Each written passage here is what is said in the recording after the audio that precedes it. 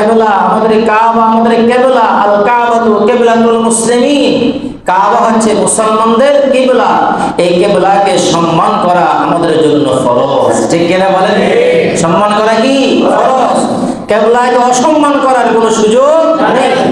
ইসলামে যতগুলো নিদর্শন আছে, আল্লাহ নিদর্শনাবলীর মধ্যে একটা নিদর্শন হচ্ছেন বাইতুল্লাহ। বলেন না সুবহানাল্লাহ। বাইতুল্লাহ হচ্ছে খানায়ে কাবা, হচ্ছে রব্বুল আলামিনের নিদর্শন। এই বাইতুল্লাহকে সম্মান করা প্রতিটা মুসলমানের জন্য কি ফরজ। বাইতুল্লাহ সম্মানপূর্ণ হবে এমন কোনো কাজ করা যাবে না। যেমন আমরা যখন প্রাকৃতিক হাজার সারাতে যখন বাথরুমে আমরা প্রবেশ করি, সেখানে রাসূল বলেন বাইতুল্লাহকে সামনে রেখে, বাইতুল্লাহকে পিছনে রেখে তোমরা হাজার সারাবে না। সুবহানাল্লাহ।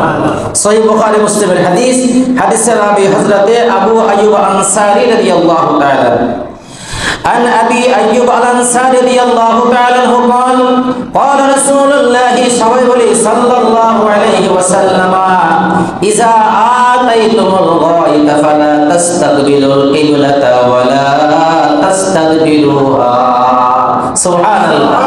নবীজি সাল্লাল্লাহু আলাইহি ওয়াসাল্লাম বলেন, ইজা আতাইতুমুল গায়ত, যখন তোমরা হাজত সারানোর জন্য বাথরুমে প্রবেশ করবে, ফালা তাস্তাকবিলুল কিবলাতা ওয়ালা তাস্তাদবিরুহা, তোমরা কিবলাকে সামনেও রেখো না, কিবলাকে পিছনেও রেখো না।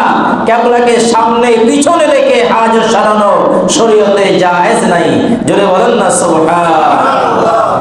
স্পষ্ট নবী ঘোষণা করেছেন। তাহলে বাইত যখন আমরা হাজত সরাতে যাব, এই ঘোষণাটা আমাদের জন্য বাথরুমের ভিতরে শুধু, বাহিরে ভিতরে সব জায়গায়, খোলা ময়দান বলেন বা প্রাচীরের ভিতরে বলেন, সব জায়গায় বাইতুল্লাহকে সামনে রেখে, বাইতুল্লাহকে পিছনে রেখে হাজত সারানোর কোনো সুযোগ ইসলাম কাউকে বলে না, কাউকে দেয় নাই। এটা সম্মানী ঘর। কি ঘর?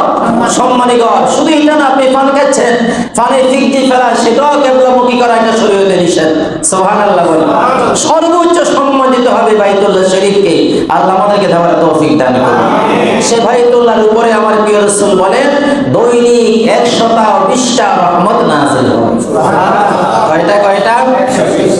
আল্লাহর প্রিয় নবী ঘোষণা দিচ্ছেন, বলেন নবী সাল্লাল্লাহু আলাইহি ওয়াসাল্লাম, ইয়ানজিলু আলা হাযাল বাইতি কুল্লা ইয়াউমিন ওয়া লাইলা 20 ওয়া মিয়াতু রাহমা। আল্লাহর প্রিয় নবী বলেন, দিনে রাতে প্রতিদিন বাইতুল্লাহর উপরে 120টা রহমত নাযিল হয়। সিফতুনা লিত-তাইফিনা, আমার প্রিয় নবী বলেন, যারা বাইতুল্লাহ রীতিমতো তাওয়াফ যারা করবে তাদের জন্য 60টা রহমত। ওয়া আরবাউনা লিল মুসাল্লিন, যারা বাইতুল্লাহ নামাজ পড়বে তাদের জন্য 40টা রহমত। সুবহানাল্লাহ। 60টা কাদের জন্য? যারা তাওয়াফ করে। জোরে বলেন, তারা কি করবে? তাওয়াফ। তাওয়াফ মানে হলো বাইতুল্লাহ চতুর্দিকে প্রদক্ষিণ করা, ঘোরা। আল্লাহু আকবার। জোরে বলেন। আল্লাহর কাছে এত বেশি পছন্দনীয় খানায়ে কাবা তাওয়াফ করা। সকল নবী রাসূলুল্লাহ বাইতুল্লাহ তাওয়াফ করেছেন। কয়জন ব্যতীত? মনে আছে আপনাদের? গত জুমা বলছিলাম না, এই সব নবী রাসূলুল্লাহ বাইতুল্লাহ তাওয়াফ করেছেন। এই বাইতুল্লাহ তাওয়াফ করার মধ্যে কয়টা নেকি? 60। বলেন কয়টা নেকি? 60। আর আমার প্রিয় রাসূল বলেন, ওয়া আরবাউনা লিল মুসাল্লিন, যারা বাইতুল্লাহ নামাজ আদায় যারা করবে তাদের জন্য 40টা রহমা, অর্থাৎ 40টা নেকি দিয়েছে নাকি? বাকি আছে কয়টা? আল্লাহ কি রাসূল বলেন, ওয়া ইশরুনা লিন নাসিরিন, আপনি দুর্বল হয়ে গেলেন, নামাজ আদায় করলেন ফরজ, তাওয়াফ করতে আপনি পারছেন না, মহব্বতের নজরে বাইতুল্লাহ দিকে তাকিয়ে থাকবেন। আল্লাহ কি রাসূল বলেন, আপনার আমলনামায় 20টা রহমত, 20টা নেকি আমার আল্লাহ লিখে দেবে।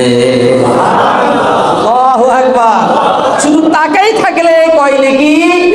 মহব্বতের নজরে কেমন